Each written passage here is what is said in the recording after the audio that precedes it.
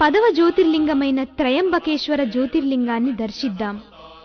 విజయవాడ నుండి నాసిక్ వెళ్లి అక్కడి నుండి 30 కిలోమీటర్ల దూరంలో గల త్రయంబకేశ్వరాన్ని దర్శించవచ్చు.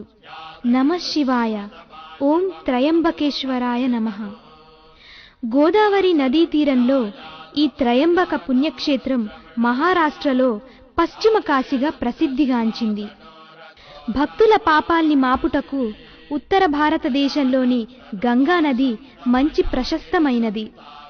గోదావరి సహ్య పర్వతం పైన వెలసిన త్రయంబకేశ్వర లింగం ప్రపంచ ప్రసిద్ధిగాంచినది. తపస్సంపన్నుడైన గౌతమ మహర్షి, ఆయన ధర్మపత్ని అహల్య 1000 సంవత్సరాలు బ్రహ్మశిఖరం మీద తపస్సు చేశారు. ఆ సమయంలో అనావృష్టి కారణంగా దేశం నలుమూలలా కరువు కాటకాలు వచ్చాయి.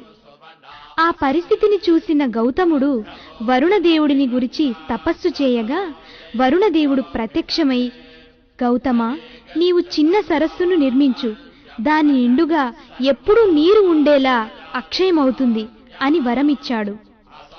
ఆ సరోవర నీటి వల్ల ఆ పరిసర ప్రాంతమంతా ప్రభావితమంతమైంది. గౌతముడు నిరంతర నిత్యాన్నదానంతో ఆర్తులను సంతృప్తిపరచసాగాడు.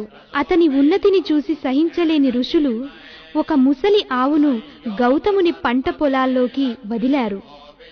గౌతముడు ఒక గడ్డి పరకతో ఆవును అదలించగా ఆ ఆవు మరణించెను. గోహత్య చేసినందుకు నిరసనగా గౌతముణ్ణి వెలివేశారు. అప్పుడు గౌతముడు బ్రహ్మగిరిపై తన భార్యతో కలిసి పార్థివలింగాకారంలో ఉన్న త్రయంబకేశ్వరుని భక్తితో పూజించాడు.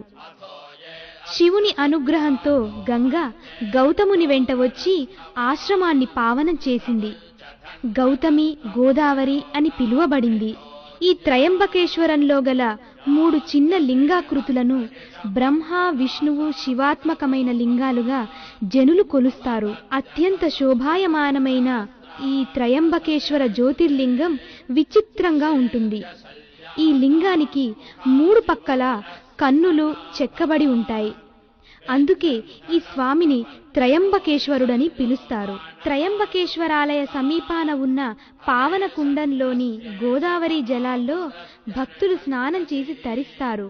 ఈ క్షేత్రంలో ఘోరక్నాథుడు తపస్సు చేసిన గుహ, గౌతమ మహర్షి పూజించిన 108 శివలింగాల గుహ ప్రత్యేకంగా చూడదగినవి. తాపత్రయాలను తీర్చే త్రయంబకేశ్వరుని దర్శనం పుణ్యస్థలం. త్రికరణ శుద్ధితో త్రయంబకేశ్వర పాహిమాం. ఉభాభ్యాముతతే నమో బాహుభ్యాం తవ ధన్వనే పరితే ధన్వనో హేతిరస్మాన్ మృణక్తు విశ్వతః అథో యజిషుధిస్తవారే అస్మన్నిధేహితం నమస్తే అస్తు భగవన్ విశ్వేశ్వరాయ మహాదేవాయ త్ర్యంబకాయ త్రిపురాంతకాయ త్రికాలాగ్నికాలాయ కాలాగ్నిరుద్రాయ నీలకంఠాయ మృత్యుంజయాయ సర్వేశ్వరాయ సదాశివాయ శ్రీమన్మహాదేవాయ నమః.